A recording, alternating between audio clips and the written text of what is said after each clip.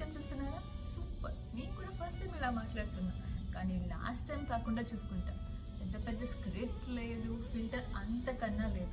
Just నేను unfiltered మీ. మీలో కొంతమందికి నేను తెలిసుండొచ్చు. చాలా మందికి నేను తెలియకపోవచ్చు. తెలియని వాళ్ళందరికీ నా పేరు సుష్మిత. ఈ ఛానల్‌లో నేను కొన్ని ఇంట్రెస్టింగ్ ర్యాండమ్ వ్లాగ్స్ షేర్ చేద్దామని డిసైడ్ అయ్యాను. సో స్టార్ట్ చేద్దామా?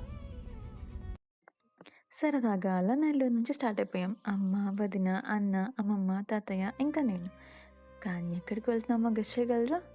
సరే సరే, కొన్ని హింట్స్ ఇస్తా, అటెన్షన్ ఇవ్వండి. భారతదేశంలోని మొదటి శివాలయం అండి ఇది. స్వర్ణముఖి నది తీరంలో ఉంది. గెస్ చేస్తే కామెంట్ చేయండి.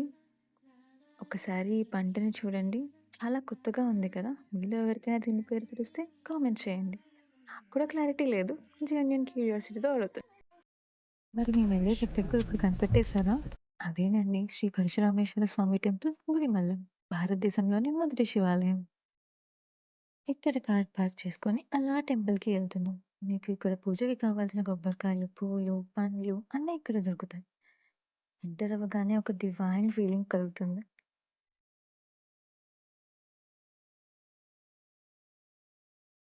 వెళ్ళగానే లెఫ్ట్‌లో మీకు ఈ మందిరం ప్రాముఖ్యత గురించి రాసుంటుంది. తప్పకుండా చదవండి. భారతదేశంలోనే అతి ప్రాచీనమైన శివాలయం అని ప్రసిద్ధి పొందింది. ఇక్కడ ఉన్న శివలింగం ప్రపంచంలోనే అతి పురాతనమైనవిలో ఒకటి. చరిత్ర ప్రకారం చూస్తే ఇది సెకండ్ సెంచరీ నుంచి థర్డ్ సెంచరీ మధ్య కాలానికి చెందిందని చెప్పబడుతుంది. ఈ ఆలయం ఒక పవిత్ర క్షేత్రంగా గుర్తింపు పొందింది. ఇక్కడ భక్తితో ప్రార్థించి సంతానం లేని దంపతులకి సంతానం లభిస్తుందని కూడా నమ్మకం ఉంది.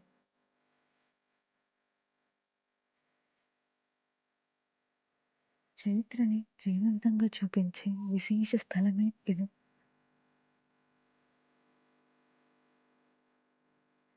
స్వామి దర్శనంకి వెళ్ళే ముందు ఇక్కడ కుమారస్వామి, సూర్యభగవానుడు, పార్వతీ అమ్మవార్లు ఉంటారు. వాళ్ళ దర్శనం చేసుకొని అలా ఒక్క చుట్టూ తిరిగితే మీకు ఆలయంలోకి ప్రవేశ మార్గం దొరుకుతుంది. లోపల నందీశ్వరుని దగ్గర నిలబడి అక్కడి నుంచి స్వామిని దర్శనం చేసుకుంటూ నంది చెవిలో మీ కోరిక చెప్తే అది శివునికి చేరుతుందని నమ్మకం. మీరు ఎవరైనా ఈ ఆలయంకి వెళ్తే ఈ విధంగా తప్పకుండా చేసి చూడండి.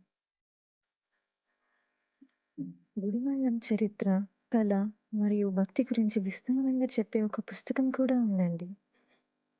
చూడడానికి సింపుల్‌గా అనిపించిన హిస్టరీలో మాత్రం చాలా వాల్యూ ఉన్న ఆలయం ఇది. మీరు కూడా ఈ ఆలయాన్ని తప్పకుండా దర్శించుకోండి. ఉంటా మరి. బాయ్. ఆగండి ఆగండి. ఏం చేయాలో తెలుసు కదా? Like, share and subscribe. Thank you for watching.